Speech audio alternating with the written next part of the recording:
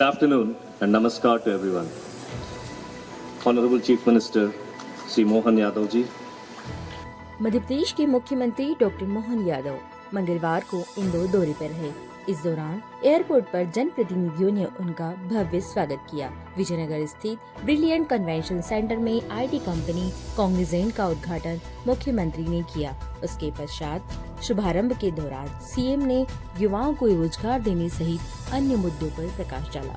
इसके साथ ही मुख्यमंत्री ने विक्रम बेताल की कहानी भी इस दौरान सुनाई।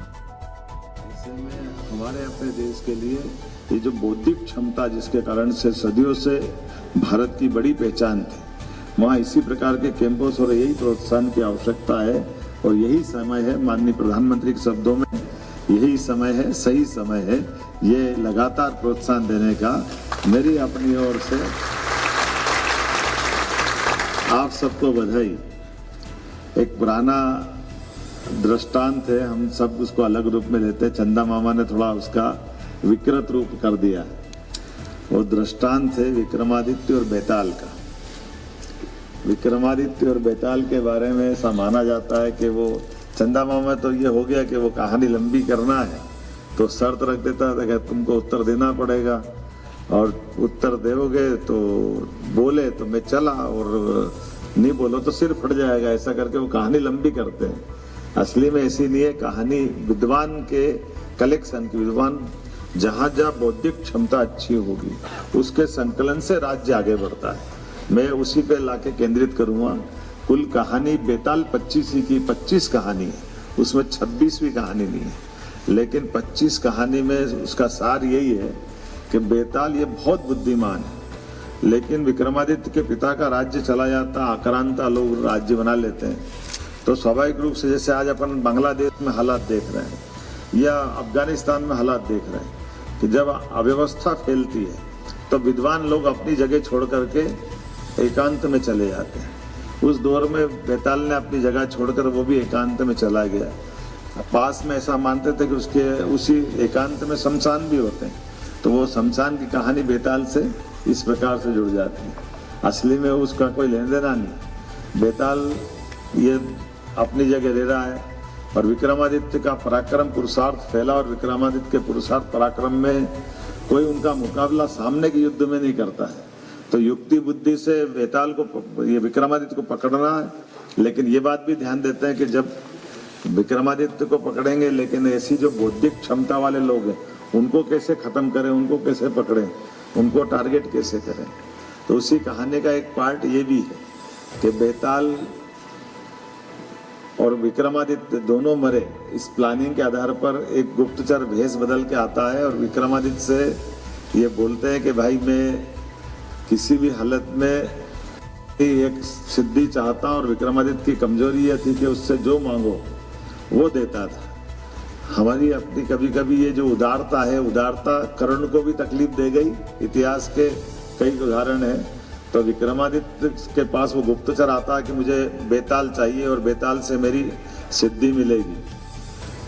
तो बेताल की बात याद देखकर विक्रमादित्य चल देता कि अच्छा कहाँ मिलेगा बेताल? बोले वहाँ जंगल में मिलेगा, जाओ उसको लेके आओ। तो विक्रमादित्य जाता है और जंगल में जाकर के शमशान के आगे उसका निवास रहता है और बेताल को बोलता चलो मेरे साथ। बोले कहाँ जाना है?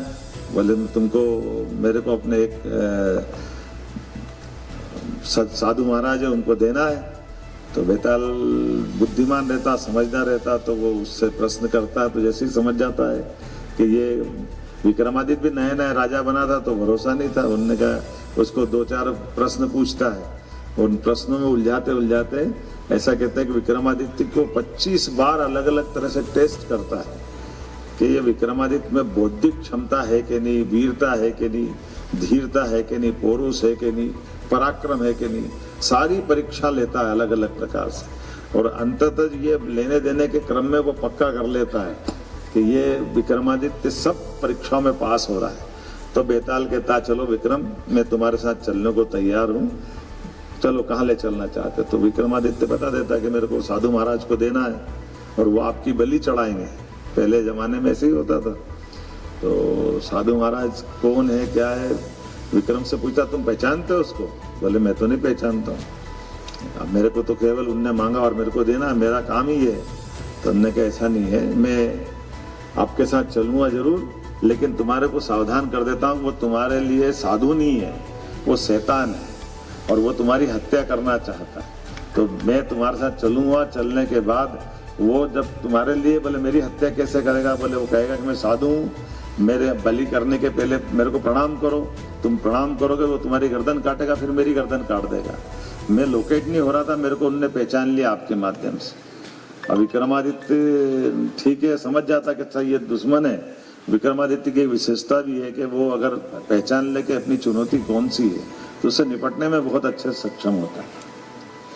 ऐसा कहते हैं कि विक्रमादित्य उसको पकड़ के तो वैसे ले जाता है जैसे बेताल समझाता था कि मेरे को पकड़ के बांध के ले जाओ, और जैसे वो साधु कहेगा सामने अपने पास ला के ले आए बेताल, विक्रम बेताल को ले आए, बोले हाँ ला मेरे को दो, और वो जैसे ही देता उनको बोलता कि मुझे ऐसे नहीं, मैं साधु हूँ, ऐसे सीधे सीधे किसी की भेंट नहीं स्वीकार करता हूँ।